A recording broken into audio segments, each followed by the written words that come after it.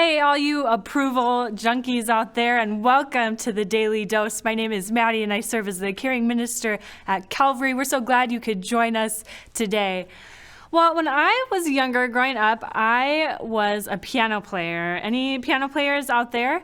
And I would always end up doing these piano competitions where I would go to a school. I grew up in St. Cloud, so I'd go to St. Ben's. I would go in a room with a judge. I would play a piano piece, and I would wait for my results. And sometimes I had to wait like weeks for the results. When I was preparing to play these pieces of music, it was meticulous practice.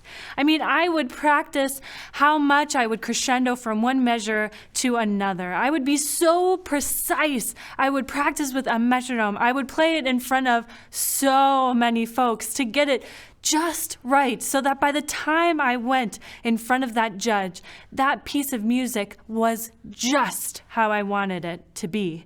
And it was exactly how it was written in the music. I would practice and I would practice and I would practice, and when I was at home and I'd get it wrong, I'd start all the way over from the beginning.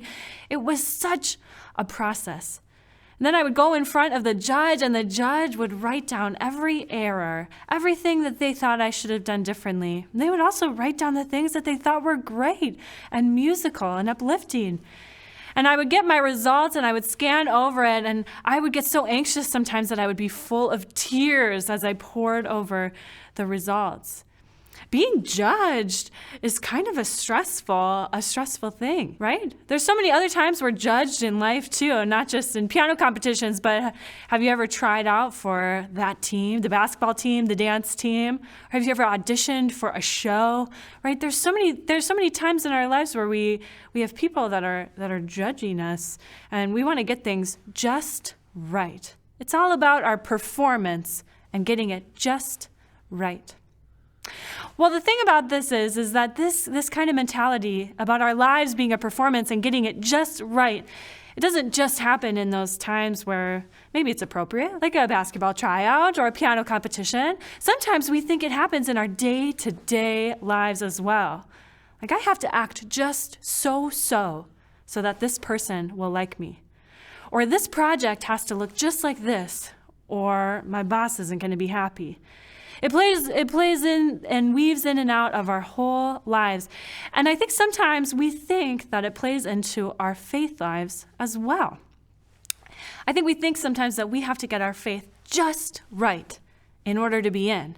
Like there's some sort of requirement that we have to provide in order to be in with God or in with the church.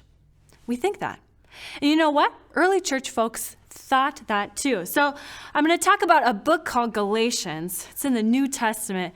And in the book of Galatians, there's this guy named Paul, and he is helping the Galatians get a church going. And so he is corresponding with them, and he writes them these letters, to talk about how to get the church going. And the Galatians had so many questions. They had so many questions like, well, how do we do this Christianity thing? Or what do we need to do? And they had some really, really serious questions, right? Should they become Jewish before they become Christian? Do they need to follow Jewish law in order to be Christian people? They had all of these questions about this God and how to be in with God. And Paul does something really amazing. He says to the Galatians that it's not about what God is expecting of us. That's what they were asking. What is it that God expects of us? And Paul says, no, it's not about what God is expecting of you. It's about what God has already done. It's about what God has already done. It's not about you showing up to worship on Sunday, getting your kids into Sunday school. It's not about having a perfect track record where you've never lied, you've never stolen, you've never hurt someone you loved. It's not about that. It's not about your performance, what you have done. It's about what God has done. That's what Paul tells the Galatians way back when, and that's what I'll tell you today. It's not about your performance, how you have measured up or how you haven't. It's about what Jesus Christ has done on the cross, what God has done for you. And that's the promise that we have. Thanks for joining us on the Daily Dose today. We're so glad that you could be here. If you're watching on Facebook, like and share this video. Those of you watching on YouTube, subscribe so you can stay in touch with us. And those of you watching on cable access, so glad that you're here. We also want to extend a special invitation to our worship services starting back in person. We've got a traditional worship at Calvary starting at 8 a.m. We've also got a Calvary at the Lake at 10 o'clock at Luther Crest Bible Camp.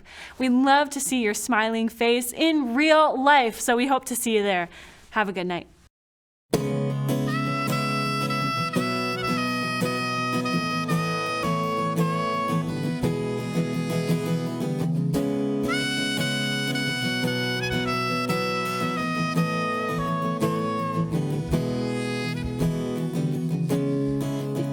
Spoke a word, you were singing over me. You have been so, so good to me. Before I took a breath, you breathed your life in me. You have been so, so kind to me.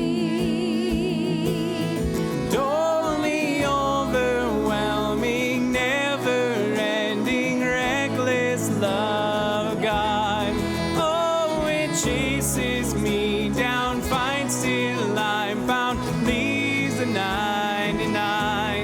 I couldn't earn it, I don't deserve it, still you give yourself away. No, the overwhelming, never-ending, reckless love of God, yeah.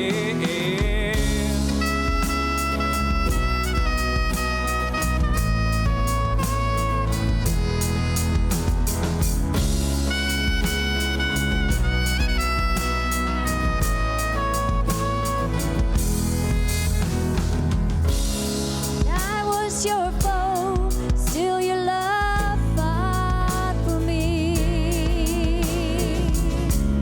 You have been so, so good to me. When I felt no worth, you paid it all for me. You have been so, so kind to me.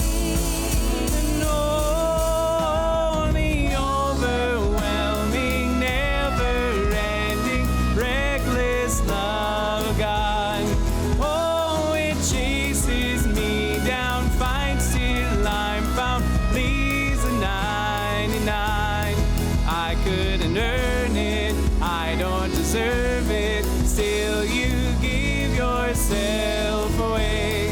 Oh, the overwhelming, never-ending, reckless love of God,